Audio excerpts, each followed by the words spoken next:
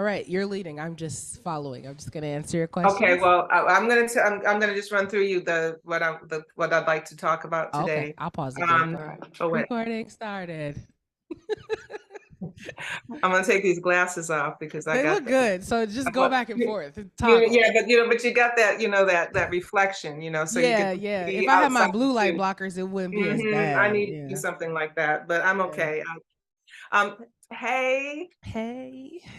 I'm so excited to be able to like formally interview you, Yes, this is a long time coming. because yeah, we go back way back now at this point, and we Facts. are here for those who are watching. Um, Jessica Ivey, who we've known each other how many years now? Was it Six, 2017? 18, 19, 20, 21, 22, 23, 6. I was going to say 7. So yeah, it'll be 7 next year. This is your 6. That's crazy. It's Yeah. crazy. And so I got to know you first as a scholar and then as a musician and vocalist. And so, hey, Hey, I love you. I love you so much. And we're here to talk about one of the many things that you're doing is the culmination, the getting over the finish line for a creative project made in part possible by the Artist Production Woo, woo, Fellowship. woo, woo. Yeah. Yeah, the Artist Production Fellowship is for me one of the most important opportunities that I've been able to help craft, because it functions on a we see you basis. Not you have to come to us and put out your hand and prove the merit of your work, but that we see you out there doing what you do. Yeah. And yeah, so I'm very happy that the Institute's doing that.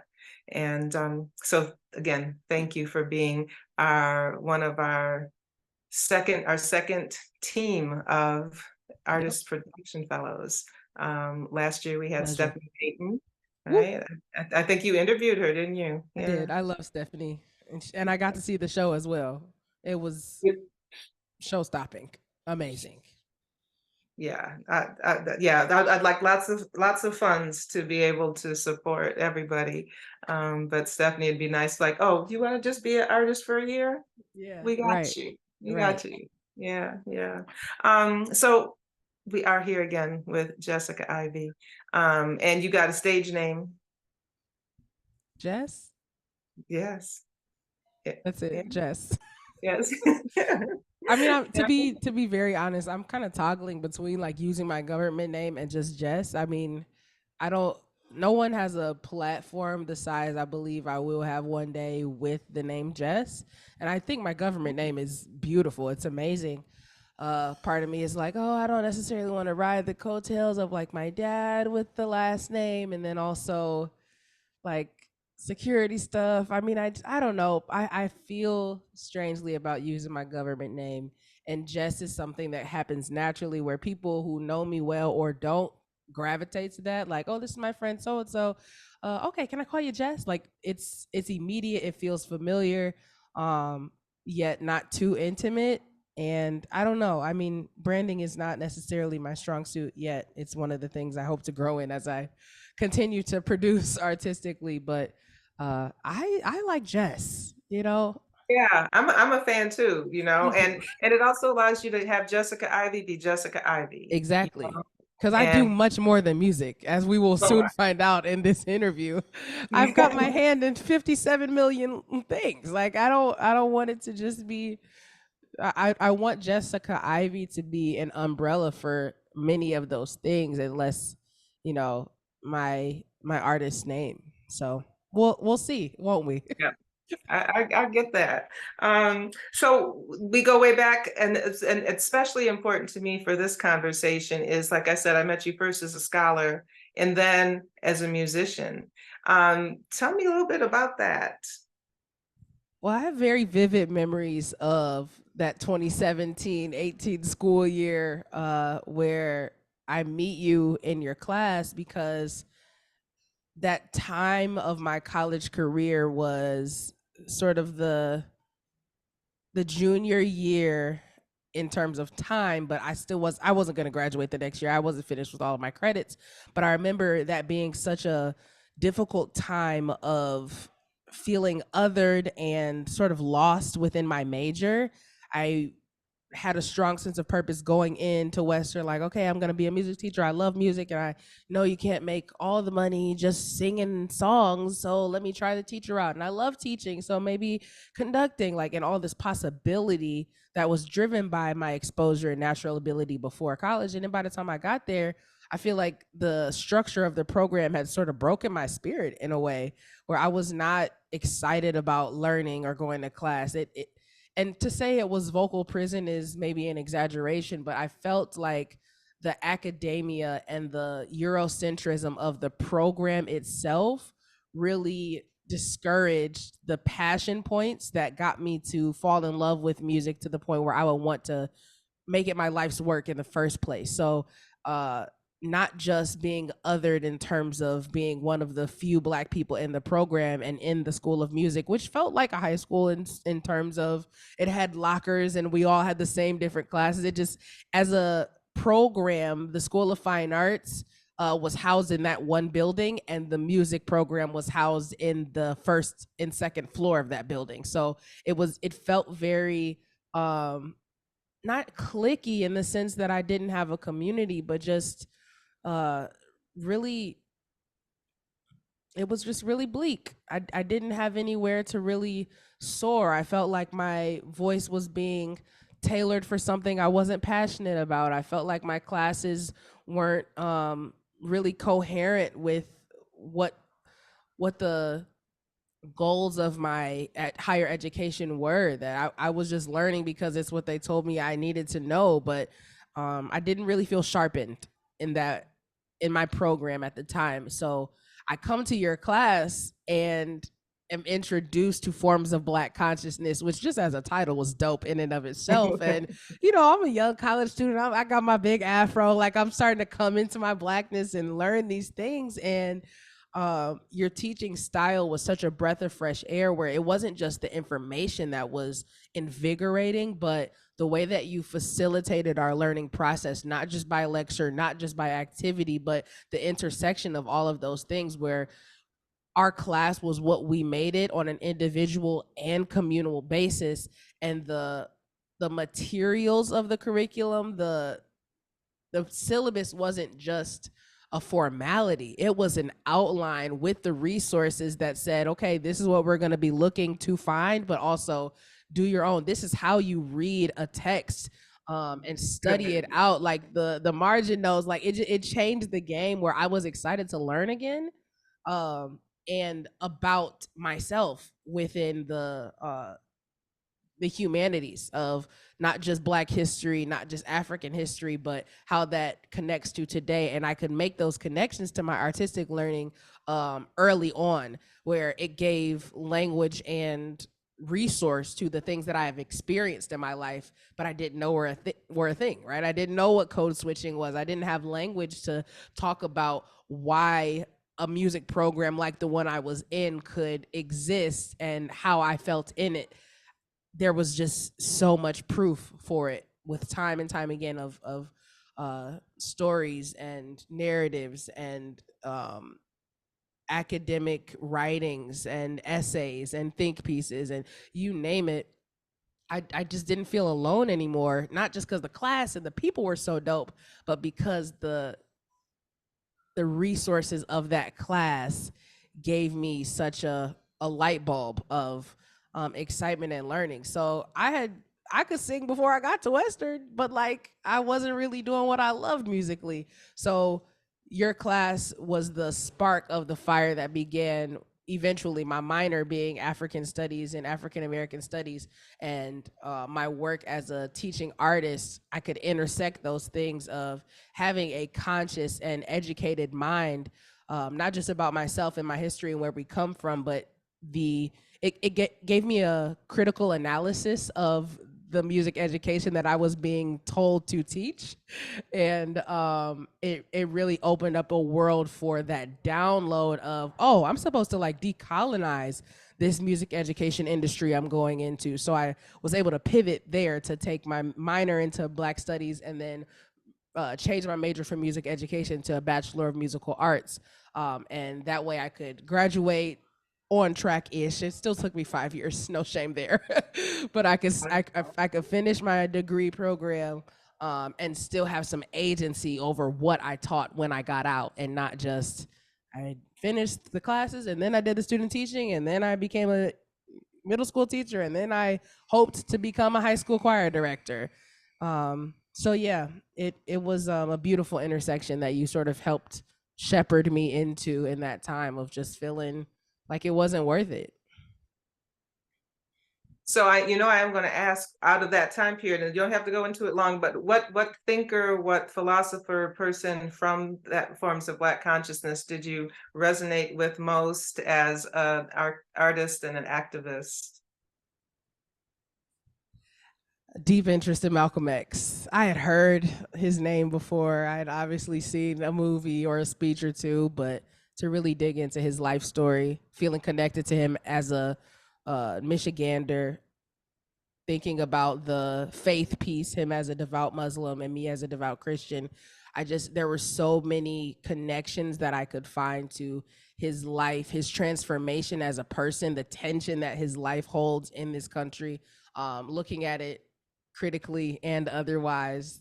Um, Malcolm X is today a huge inspiration because of the ability you gave me in that class to look at it deeper, not just say, "Oh, that's great, yeah, it's all about the money," and like I could really dig into it in a way I hadn't been afforded before. So Malcolm X, Malcolm X, Malcolm X, Malcolm X, Malcolm X. This is why I call you Scholar Yeah. Ivy. Good. I love that. Well, you talked about, Malcolm X being from Michigan, then Malcolm Little with the Little family in Lansing and Woodland Park Lake, Detroit. Um, but there's that Detroit connection. Tell me a little bit about your musical roots. Yeah, so I love Detroit. I introduce myself as a Detroiter without any really preface. Most of the times I think unnecessary. People don't ask me where I'm from first. Oh, hi, my name is Jessica. I'm from Detroit. I just always bring it up. I volunteer that information because I think there's a boldness that comes from being a Detroiter that is different than even as in Michigan, I noticed like the nature part of being a Michigander is different than that of a Detroiter. I'm not inclined to jump in the lake. Like I can be standoffish, compared to some of my Michigander brothers and sisters and siblings. So I don't know. I think Detroit's boldness, because of what we've seen in terms of Black leadership, that crabs in a barrel mentality doesn't really resonate, because we've seen Black people in leadership all across the spectrum of industries, at all levels, from the garbage man to the mayor. Like everybody, like we've seen Black people everywhere and so upfront. It's a very Black city, so that idea that Black people ain't worth nothing or can't be nothing, it just did not match with the experience I had growing up in Detroit, even in the suburbs. Um, that was a matter of my mom trying to give my sister and I more resources than the schools that were our neighborhood schools at the time. So that code switching and that school of choice thing happened because I was very aware of the fact that I was the only Black person in my school. But when I went to church or when I was with my cousins, I had to figure out how to navigate my Blackness at that early age of like, okay, I can't, this is not welcome over here, but this is not welcome over here. I remember figuring that out early on. To for a survival technique, right? The agility of code switching really happened for me early on. So yeah, as a Detroiter, the rich musical history of Motown obviously was a part of my ear growing up. A lot of jazz, a lot of Motown, a lot of gospel. My father moved from Gary, Indiana, to pursue the gospel music industry when he was 19. So all those earliest Fred Hammond records are my parents are on there. I was a baby that was sleep on the pews and loud concerts, live recordings, and just knocked out because it was I was used to falling asleep in that. So I have very early memories of trying to sing with vibrato as like a 5-year-old because I heard it and I was trying to shake my voice. It's very embarrassing to look at now, but I really wanted to sing, man. It was in me, and I saw it, and I was encouraged to do that early on. So, yeah. So when did you first sing like in front of more than your family? It took me a long time. I hated singing in front of people. I had stage fright and just a crippling fear of singing in front of, talking in front of people until like high school. It started to come out of me, but I was still shaking. Like it was college where I started to come into my own as a performer. Which is why the word potential can be very triggering for me because I heard it so much growing up academically and artistically and feeling like I was always in my own way, but I was just scared, bro. I did not want to do it. My mom always had a video camera in front of us, that big old one that had the suitcase, you know. So we have a lot of home videos of my sister dancing and me singing and us playing and acting with our dress up and all the things like at home. So it was safe at home, but anytime it was like, okay, do the dance for the family or show the thing for the extended family, the grandparents and the aunties, uncles, and cousins, I would cry and like have a whole like fit, just like, no, please, like so crippled by the fear of them all looking at me. Didn't want to sing at church. My mom would, I'll give you $100. You go up there and take the mic right now. And $100 is a lot for like a 9-year old. Are you kidding me? I'll take it now. $100 is good today. Okay, and I'm grown. That's not even one whole bill, but I'll take it. All right, it's most of one. One And I was song, just one like, no, song. You got to do $900. Okay. bro. I was sitting there like, I hope that hundo was good in your pocket. Not doing it. Like I was so scared. I could not do it. So, um, it almost happened over a year's time where as I was growing and coming into my own as a woman, then it was like, all right, let me just try it. Like, y'all are some slouches. Like, I can do better than that. Why am I scared? Like, come on. Like, I have something to offer. I have something to say. Join in. That's kind of where I think it came from. I was getting grown. I was getting bold, 18, 19, like learning about me. I was in college, like, you know what, man?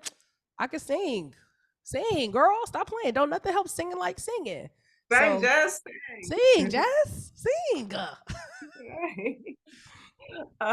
Well, that's so interesting because your stage presence to me is like one of the pieces of your exceptional performances. Is you take the stage and you connect with your audience and your music, and it's always clear that you have rehearsed, but it's also allows spirit to come through in the moment, in the vibe, in the Thank you. connection. Um, so yeah, I see you. Yeah. You see what I'm doing? You know what I'm saying? With that. Yeah.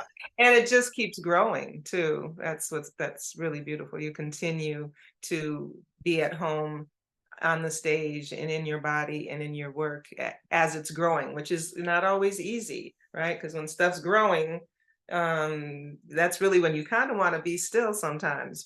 Right. There's pain. There's tension. There's like outgrowing of stuff. Like there's that hurts sometimes for sure. but you're doing it with grace, and Thank you. I like that. So tell me a little bit. We are like pre-show. Like if like a birthday was an Eve, this would be the The Eve Eve. Eve. Right. Um, so yeah, so we're pre-show. Tell us about this show. What is it? And what's its genre context? So you mentioned change, which is actually a perfect segue. You're good at this. I love you. I just moved out of Kalamazoo like, man, 9, 10 months ago, feeling that pull that it's time to transition, that I sort of completed the season or not outgrown the city, but sort of gotten what I was supposed to in this chapter of my adulthood. It represents my college time, and after that, I stayed. I wanted to build, and I wanted to continue to massage the relationships that I couldn't really focus on because I was trying to finish school. So after that, I really wanted to dive in the community, and um, I was really afraid once it was over. Like, go where? Like, why? I loved my life in Kalamazoo. I loved my apartment, my community, all my jobs, all my teaching things. I was performing regularly. So I didn't really want to leave. It was comfortable. It felt like my own. I was close enough to Detroit where I could get home, can go see people in Chicago. Like it was a really great time for me. And I had to mourn that in leaving, where you can't properly leave what you don't properly grieve. Right. So if you do not take that time to say, man, I miss my apartment. I miss having my own space. I miss all of the little food spots in the coffee shops, my factory coffee right now. Like I miss the the time and who I became while I was living here in Kalamazoo.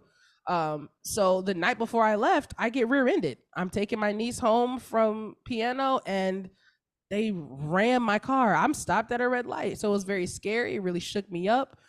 Grateful that I walked away with my life and no injuries. My niece was okay. Everything was fine. But because the car industry hasn't really recovered from COVID, I spent not just the holiday, but basically the rest of the winter with no car. If that was like early November, late October, probably about a year ago, a little less than a year ago, I moved back in with my parents with no car. So I felt like 12-year-old Jesse, just kind of sitting there like, Mom, can I borrow the car to go to the dentist? Like just feeling that, dang, I was trying to do the right thing. I was trying to be obedient and move forward with this transition that's happening.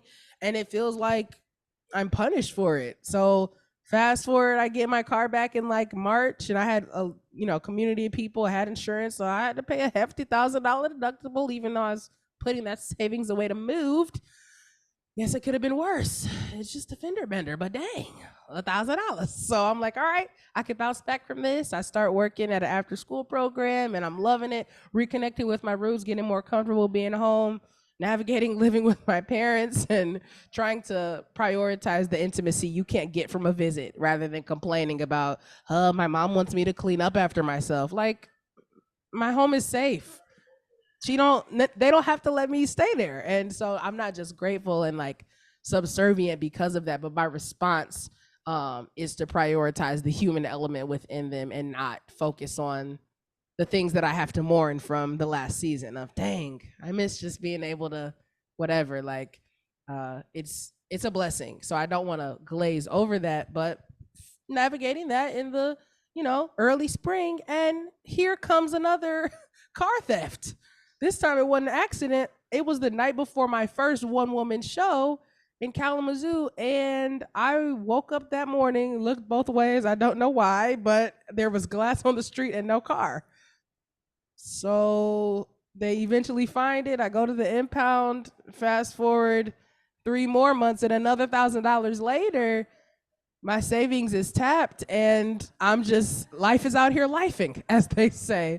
So this artist production fellowship and this concert that's coming up on Sunday, like I said, the Eve, represents my transformation and my transition process from the perspective of my artistry. Because that one woman show where the second accident or the car theft happened, I had been practicing, and I said, you know what, I'm going to use all this gear that I've had, some of it from the quarantine, some of it you as my mentor, as a DJ. Like, I just started to use the time I spent home or not being able to drive around, because I often do 3 much. That's my life. I'm always here and there and there and there and there. I had to slow down. In both of those moments, waiting for my car to get fixed, yeah, it was frustrating, but in those 3 months, I was in the shed. I was practicing. I was writing. I was like messing around and turning knobs and figuring the things out with what I had. It wasn't, oh, well, when I get to this new place, then I'll become.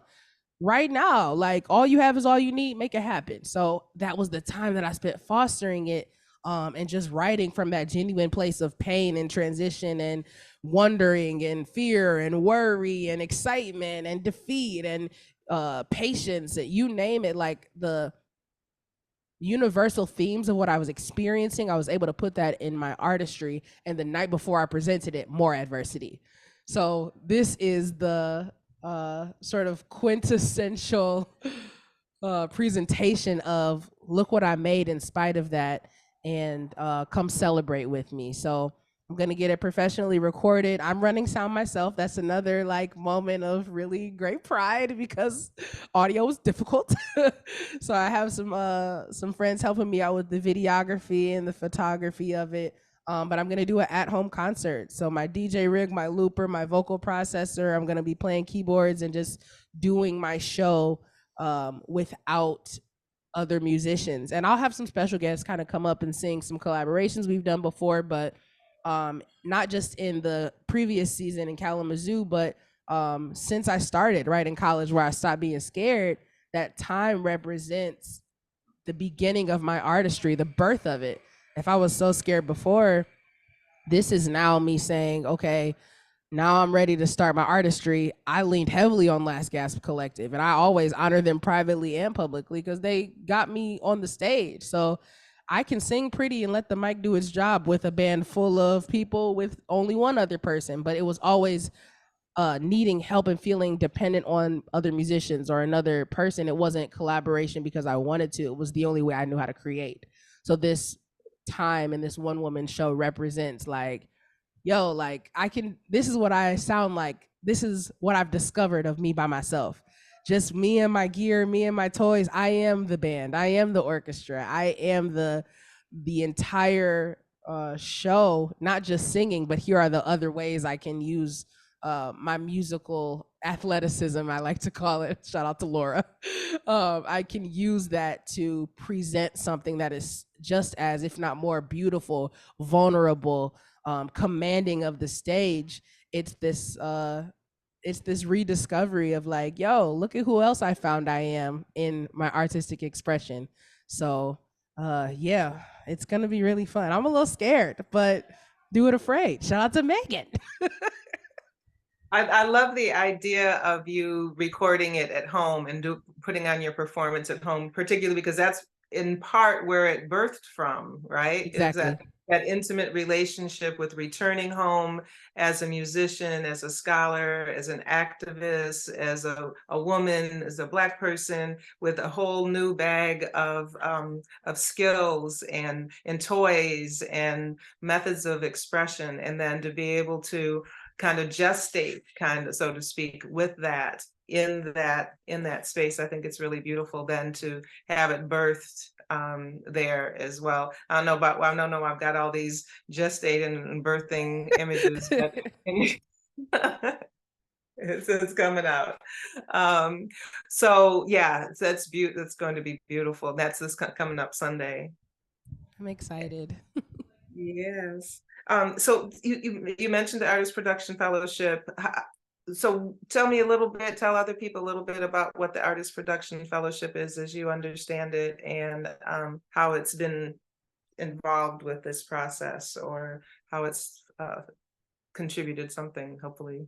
Yeah, so I mean, as the Institute of Public Scholarship, our whole heart is to continue to empower not just the individuals, but the communities at large.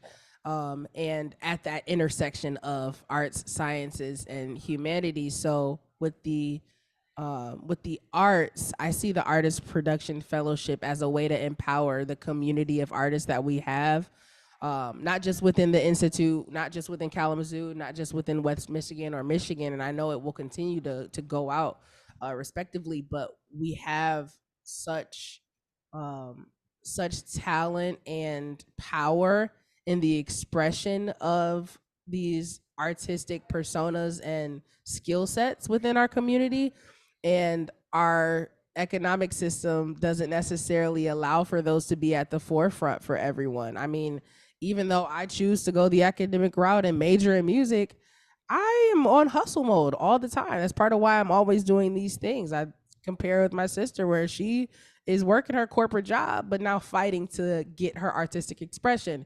I chose to do my passion, but that money I gotta go find it, right? I have to get creative about the way. I don't have a consistent check every first and 15th. I'm getting the expenses for my month, right? So that sense of I can't do my art because it doesn't pay the bills.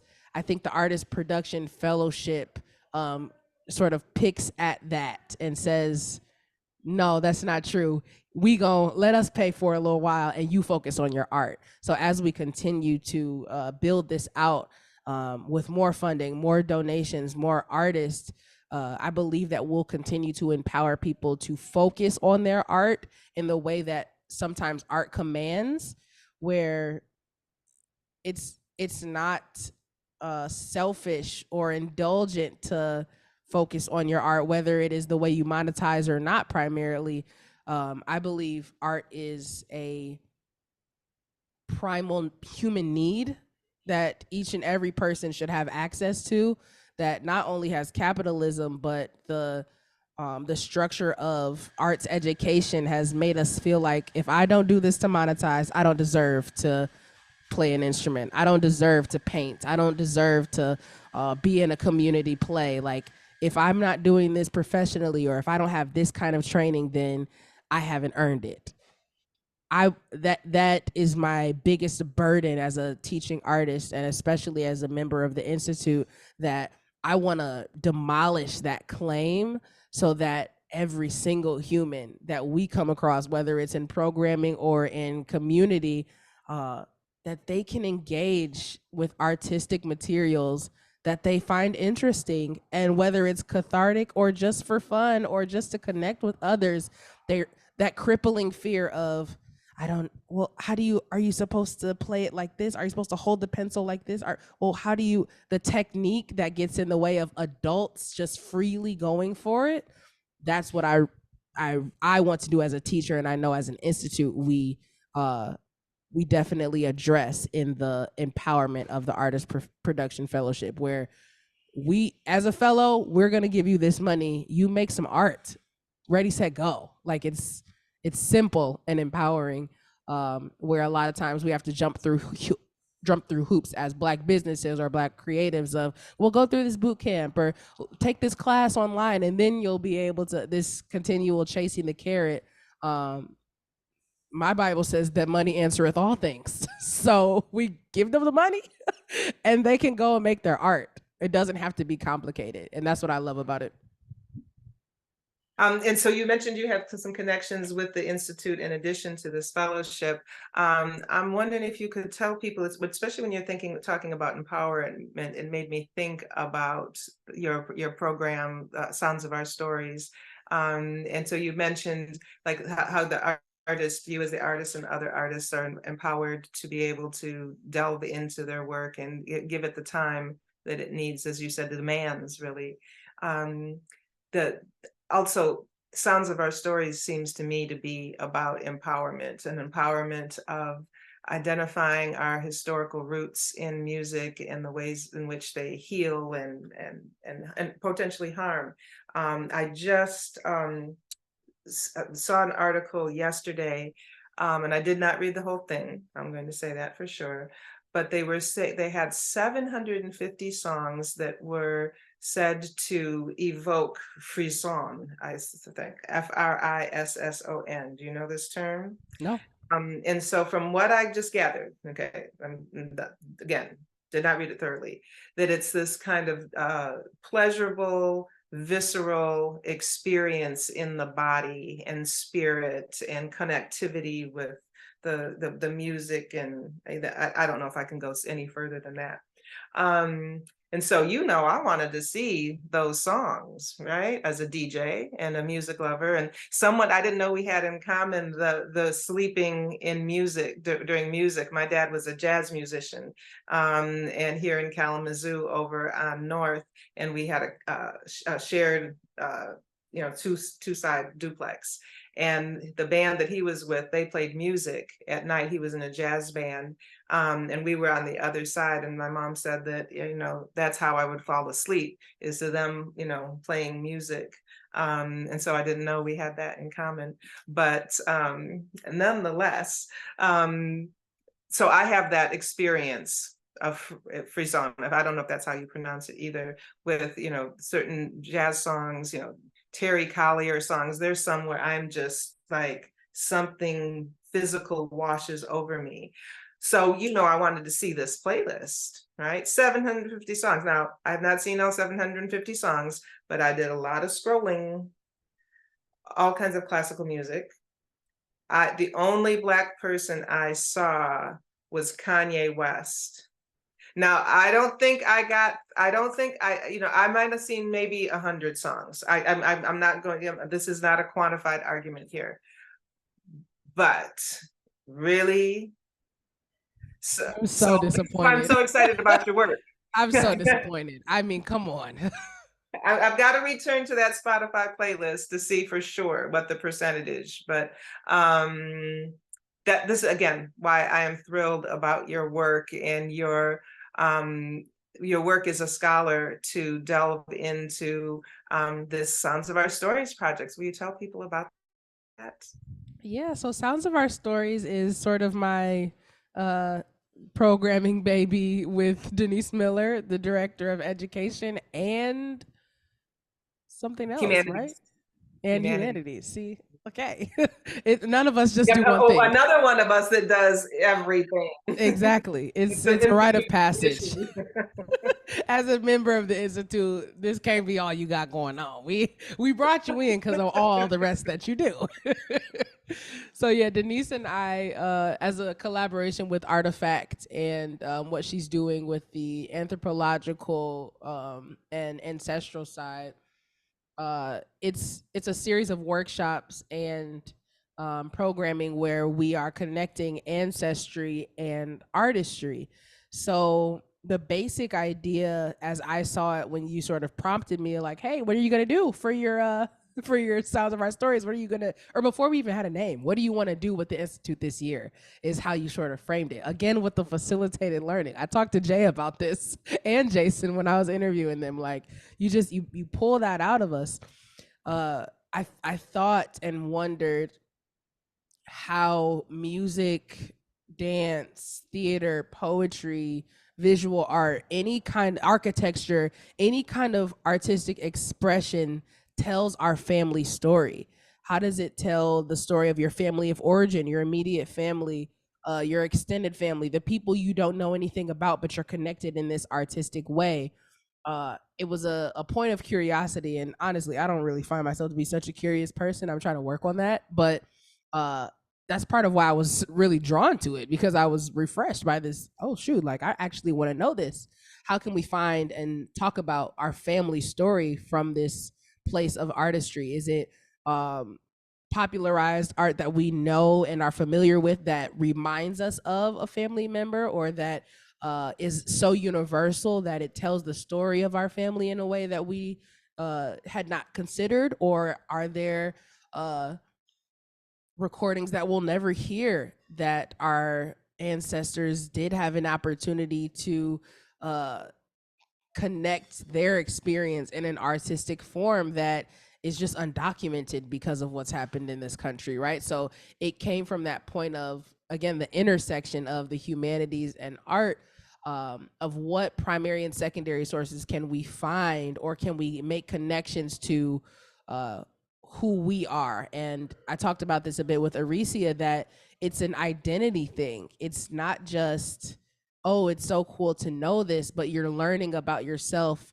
from a deeper perspective with these primary, secondary sources, with the DNA testing, with the digging deep, right? Because we do have that blood memory. Like, these things are passed down generationally in ways that, again, we just haven't considered. We haven't slowed down to think about in that safe space. So it's not officially a cohort, but the participants of the workshops, we've fostered a safe space to dig into some of this stuff, where talking about family, again, family of origin or just ancestral stuff, can be really tender.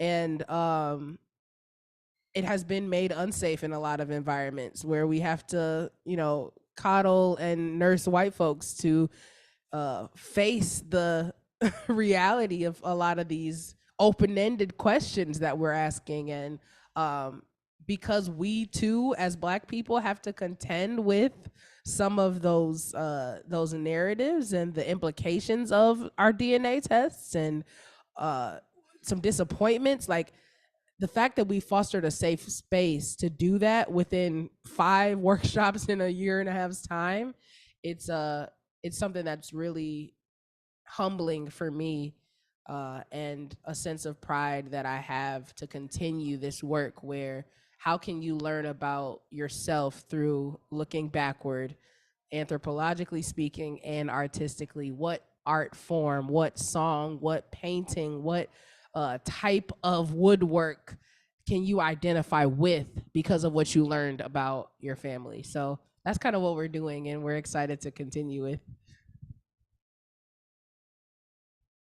Oh, you went on mute. You have some, speaking of continuing, you have some really great ideas for what you want to do in 2024. You talked about deepening the understanding. It sounded to me like, if I remember correctly, you want to get down to vibration and frequency, and tell us some, that's that geeky I stuff know. I love.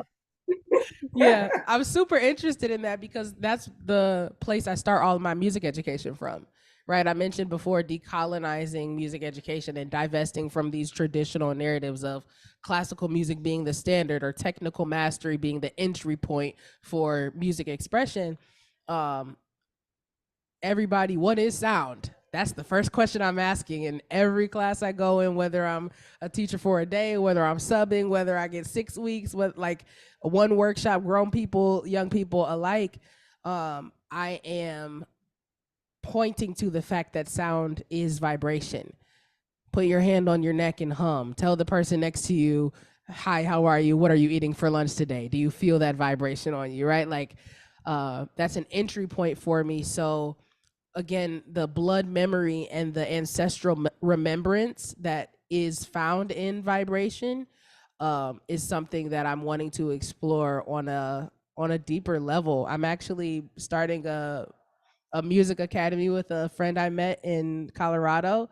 We're calling it the ancestral, or not the ancestral, excuse me, the Authentic Resonance Music Academy, TARMA, and it's all about that authenticity as your entry point, finding your authentic soul song, where it's not about following the code of tonality and what music is, but how can you access the sound, the frequency, the vibration of you through this uh, through this programming, right? And it's not just we're going to teach you your scales, we're going to teach you, it's different in that way.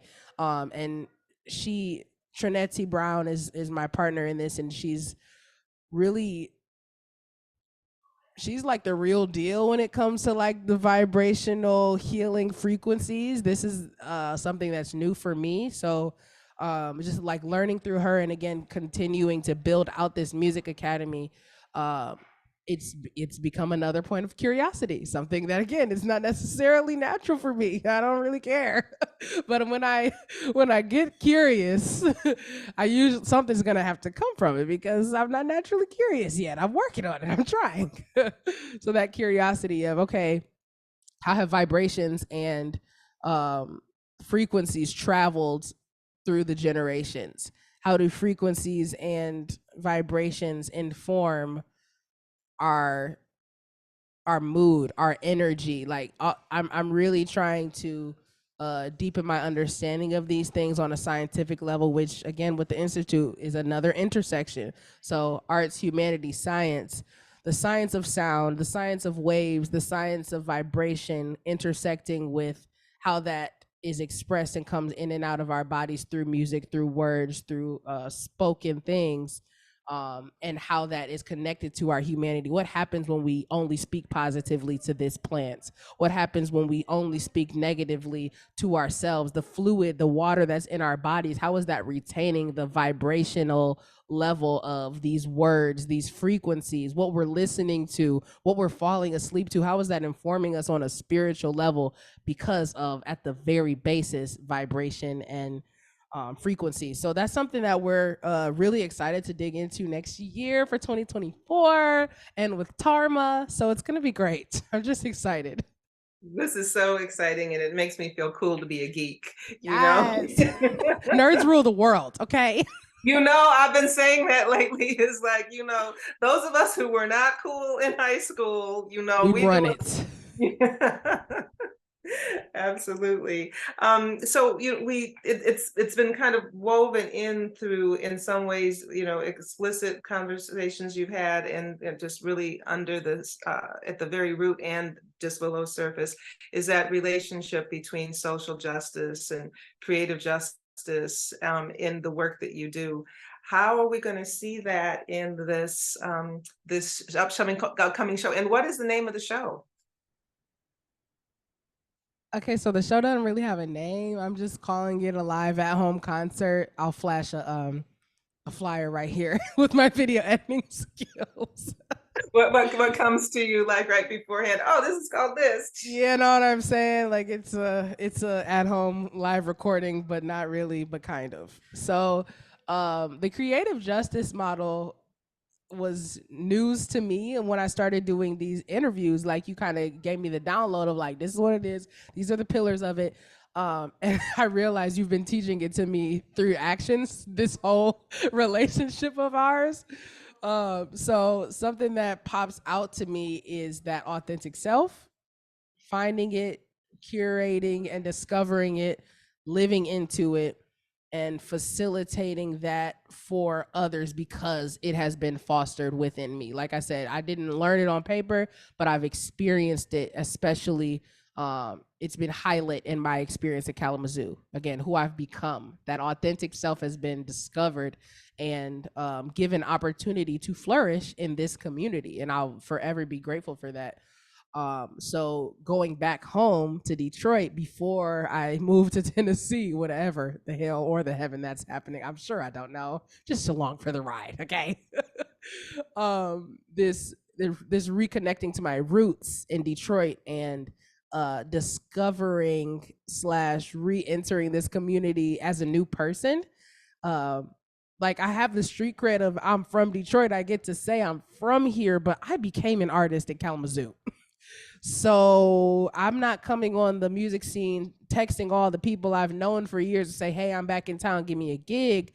I'm coming in to support and to look around and see what's happening and sure offer a favor or three for this person, that person. But I didn't want to come home with that chip on my shoulder that I have something to prove because I'm from Detroit. Like it's been a sense of authentic discovery. So with this concert, I have found another layer of that authentic self that I am uh, given the opportunity within the Institute of Public Scholarships Artist Production Fellowship to then let that authentic self flourish and put that on a platform where I don't have to worry about trying to find the money to make it happen. It's here you go, make your art, and I have used the people in my community, younger than me and peers and older than me alike, to help me put it together. Megan McNeil, one of my musical mentors that you connected me with, that Yolanda connected me with, like this coming from this, hey, this authentic self we see in you, let's push this further. It was her idea. When I was telling her what was going on with the deductible, she was like, girl, you better start singing on the internet and ask people, your community, to make that happen. Don't you spend your long-term savings on that? What do you mean by that? And she sort of helped me with this brainchild of uh putting it out there. So it's not just a point of pride of like, oh, I don't want to ask for money. It's like less about that and more about this presentation of what this hardship has birthed in me. So my videographers, one is a person I went to high school with. I've been seeing him on Instagram doing this thing over the last couple of years. I saw him at a festival that I sang at in Detroit. I was like, hey, what's going on, bro? I've been seeing your stuff. You doing your thing. And I reached out to him. Are you free to do the videography? The other videographer, his name is Dylan. I used to teach him cooking classes with my parents when he was in elementary, middle school. So now he's like college age and he's like doing his thing, videography. So bringing him along. One of my college buddies, Rob Lindsay, has been helping me with the sound and with the the signal flow of all of my hardware going into, so I can record it on the digital audio workstation, and so that I can monitor it out in the house. Like, I wasn't able to make this event a live stream just because the technology, the people that I'm surrounded by at this point, didn't have all of the skill set yet. So it's now a point of reference of like, okay, now that we know how to do it on this level, it's the next thing of how do we stream this live so we can hear in the room and so we can hear online. What platform do we use? So this show is becoming, um, not just a place for discovery in the moment, but very much so that we can, uh, as authentic, well-adjusted people that are discovering themselves and figuring out this, that, the other, holding the tension to say, I'm this, but I'm also this. Like, how do I navigate that?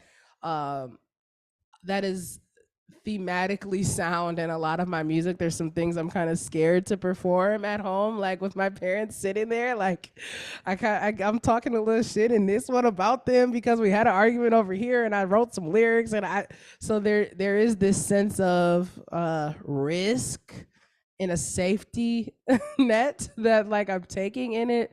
And again, just bringing along the people with me that I knew could make it happen, and genuinely support me, or that I want to genuinely support. The people I've invited, I've either known for a long time or have just reconnected with, or have seen my transition. Like uh, all of the participants that will be in the room for the recording, um, energetically, I just know there will be so much love and support and interest for like, what you about to do? What do you mean one woman show? What is that? They don't know me in that context because I'm just finding it myself. So uh, that's what I kind of see with the creative justice model, is that authenticity is a huge theme for me, and the pillars of it being given to me, allowed to grow, and now I can give that to others, is something that I see in my life, in so many different contexts.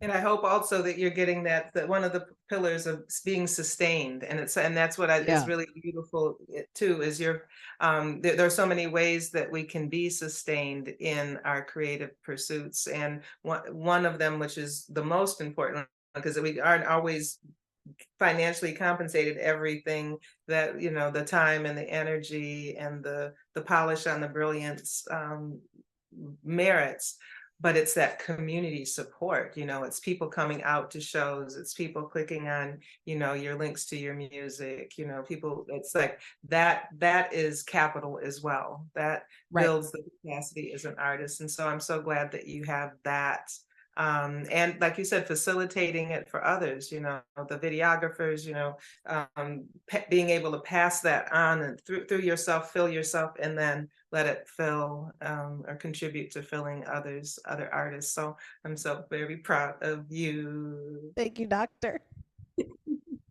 Um, so I'm gonna close, I think, with create the like way left turn. Well, that was my right left turn.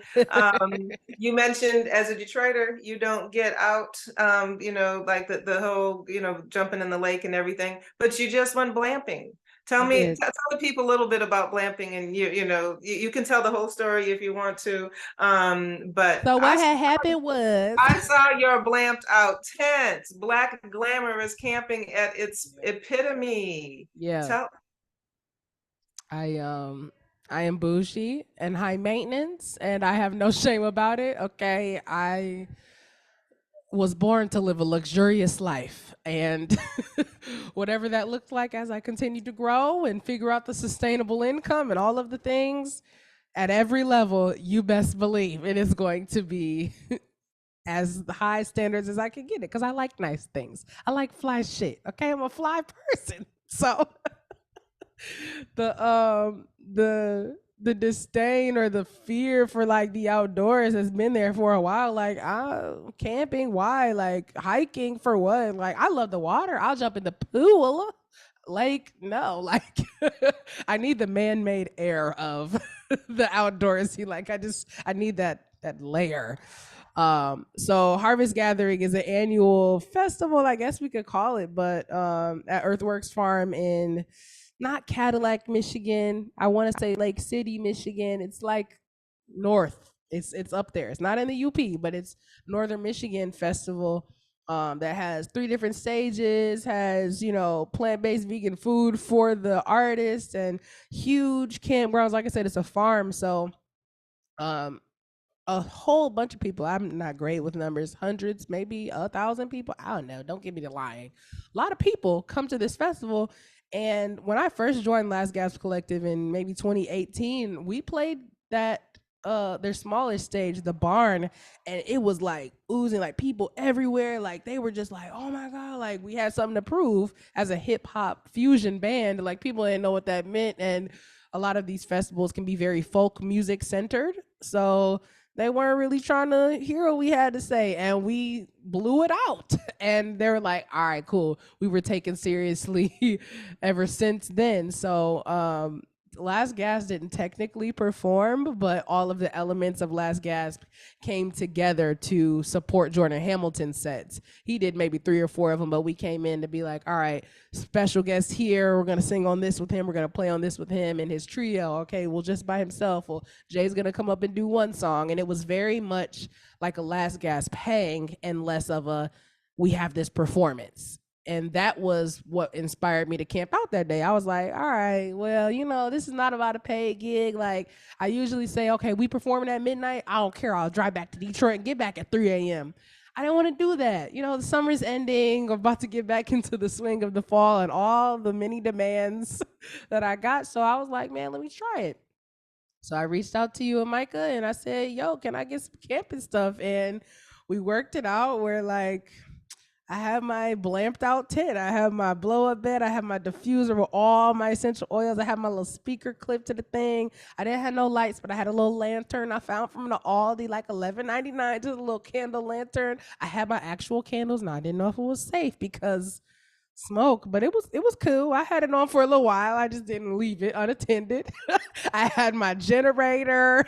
Okay, I had my carts. Like the Institute Collect and Recover hooked a real nigga up. Okay, it was awesome. And I ain't gonna lie, I would do it again. I could stand up in my tent. Now, if this is camping, it's not, it's blamping, then fine, I'll do it. But camping, sleep on a sleeping bag on the ground, still not really my vibe, my speed. And that's okay because if ever presented an opportunity to camp, I will be sure to bring my blamping supplies and I could take it. Maybe 2, 3 days could be the max. I need a shower, honey. I like to get in that hot water. I do. But it was still a really great experience and I would do it again. So shout out to Collect and Recover.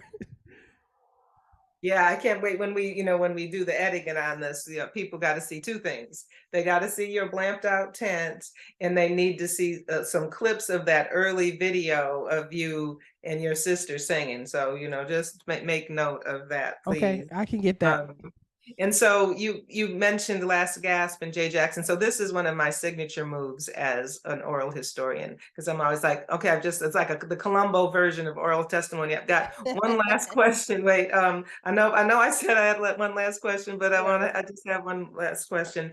But you've been interviewing people that are part of the Institute, especially the artists.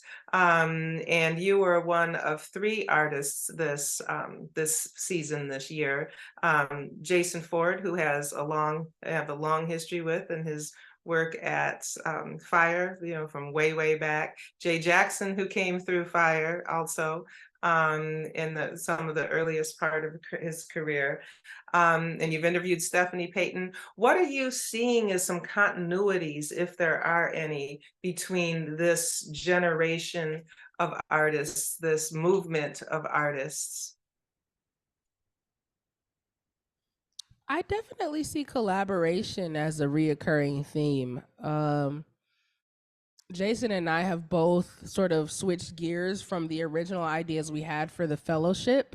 But I think both of them as fathers and myself as a super community minded person, like back home with my mother and father, I think family and collaboration for the project is something that is central to all of our projects. For Jay Jackson, this is his first solo project, but the way he likes to create is with other people. So he's made the music and is now going to invite his community of artistic friends, what have you, to add to the project and fill it out in this way where he is at the center, but he is still bringing that group aspect to his art. Jason, as a dancer and as a just, I can tell he's just a loving person.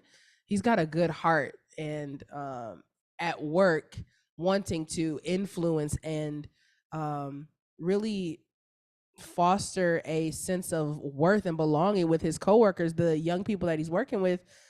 That motivational stuff just kind of started where he was pouring into people based on what he knew, what he had learned, who he has become, that authentic self. And he wants to include them in the content that he's creating. He wants to include his children. He wants to include his wife and make it not where he's just always talking about something, but where he can have these conversations, even these clips of moments of real life revelation of these lessons and these positive affirmations that he wants to be out there in the very loud, busy world of the internet, putting that positivity out. And then with myself, the adversity sort of figuring out and becoming a icon for this transformation of self, wanting to invite others to not help me just pull it off, but to witness it um, first, rather than just putting it on the internet or just trying to get a venue to let me perform it somewhere. No, y'all come to the crib and like enjoy this moment with me. So then whatever's next is started at home. So I can definitely see that collaboration and that family community aspect at the center of all of our art, where we don't want to do it alone. We know that we're better together. Oh, you're on mute. As we close, one of the things I'd like to ask is, what are you most excited about for this project? And yeah, what's your heart going for? Uh, Maybe the DJ set before the singing begins. I love DJing, doctor. I mean, you know this. DJ Disobedience is my DJ mentor. So, um I've been like messing around with transitions and samples of like how to put a acapella song on some, put some vocals that are well known of a song on a different beat. Like, I'm just excited to like kind of let loose there, because anytime I've DJed, whether for a private event, a public event, just practicing myself, like I be in my own world jamming. I love listening to music, and it's not something I get to do often. I did it a lot in college because I was walking to campus after I kind of finished school. Like, it's Kalamazoo being as small, I get 2 songs in a commute. It's 8 minutes away. In Detroit, I mean, I've become a really big podcast person, so I'm listening to 2 and 3 hour pods throughout a day if I'm in the car for 20 minutes at a time. But I don't listen to music like I used to. So DJing gives me this visceral sense of like, it's just, I feel loose and grounded at the same time. Like, I'm just I'm discovering, I'm cooking, I'm putting things together, I'm messing with effects, but like there's something free about DJing that feels less like work than singing. And especially with this one woman show, there's a lot of buttons, a lot of transitions, a lot of it's hard and it's scary because I haven't done it all the way through at this level before, at this magnitude. Mostly original music. Like, it's a lot to think about and be vulnerable at the same time. So that is more anticipation. I won't even call it anxiety. It is just like it's not apprehension. I'm not scared it's gonna go badly, but that is, my booty cheeks are tighter for that than are for the DJing. Where it's like, as y'all come in, whether we on CP time, I said 6 o'clock, y'all come in, I'm gonna be DJing, not greeting, not okay, set it up. Yeah, just sit here. I'm not doing that. I'm gonna get loose on this turntable, and then when everybody's seated, we gonna start with okay, welcome everyone, and my first song is gonna be. So that's probably what I'm excited about. Well, two things, you mentioned Laura, one of the things that I'm learning is like tight glutes create nice, strong knees. So, go ahead, keep those knees strong. And yeah. And so the other thing is you need to find me some headphones that are at least as cool as your headphones. Okay. The Thank whole, you. the vintage telephone receiver and Yeah. it's it's like the height of beauty for me. So if I don't even know. I need something like that, but I can't bite off you. So keep I'm an eye. biting. You surely can. Just get a different color. You may get a rainbow cell phone. You better find you What won't be a. doing that? No, too far. I like good solid colors. Yeah, yeah. That Okay. orange. I've been feeling orange, Mhm. man. But yeah, Maybe I I can stole that find you. from DJ Black Coffee. I found out Oh, about him okay. when I was in Toronto with the band, and they were showing us some just Afro beats, and I don't know if that was DJ Black Coffee we saw at the time, but the dude whose music we were listening to had a phone. I was like, bro, that's genius. And they, went on to tell me the story of him. So it's a nod to him, bro. I feel like the best musicians are biters. So I ain't scared to take your thing and give you your Right, credit. you It's said, and we do have we've DJed together quite literally. exactly. So all right, okay, Think okay. about it. Find your own flair to give it. But Yeah, I want one of those old donut ones. I don't know if you remember they were yellow. yes, Um, I do. and so that's what I'm looking for. That There you that yellow go. one. That'd be cute. And then we just keep pointing to each other. That's part of community. Give honor where it's due. Don't act like it's an original thought. We are appreciators, not appropriators. Hello, somebody. Absolutely, absolutely. Well, thank you so much for taking the time leading up to the pre and just making space. And thank you to Factory Coffee for keeping it kind of quiet over there. I was terrified when you said that's where you were. You're like, a Yeah, coffee shop? Oh no. yeah, But yeah, it's nice and serene. And so I won't be able to be at the show, but I hope to see the copy is something before the official release. I gotta be yeah, at least a little close to it if I yeah. could. You'll What you'll time is get the show? the show is at 6 p.m. on Sunday the 1st. Okay. But I'll make sure that as soon as I get the footage back, like you'll get the raw footage. I won't wait. You won't have to wait for the post production. I'll Okay. just And give it is to you and like it all the happened. seats taken? Are all the seats taken?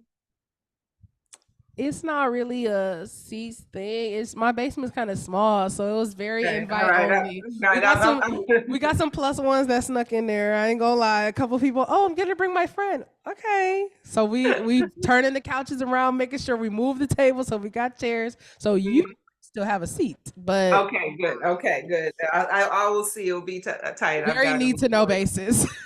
Okay, I'll Can't put let my you address on the internet now. That's my mama house. Right, That's my right, daddy house. exactly.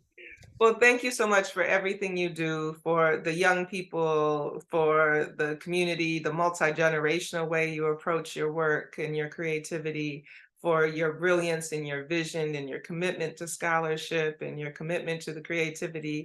Yeah, I've called you the woman Paul Robeson on more than one occasion. I love it. You gonna make me sing Old Man River on on Sunday.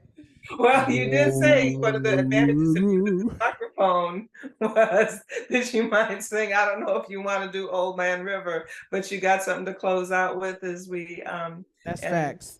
together. Uh, I don't know what to sing. We should have thought about this before. I know this is like impromptu. Um, It's okay. I know okay. you got something else. Yeah, we'll put some silent clips where they'll see me singing. Well, Link but some when we do, we'll fade something from the show in. Yeah, there you go. There you Come go. on here. There it is. You're amazing. All right. Well, thank you again, Jess, and I Literally can't wait pleasure. to see all the continued things that you do. I love you.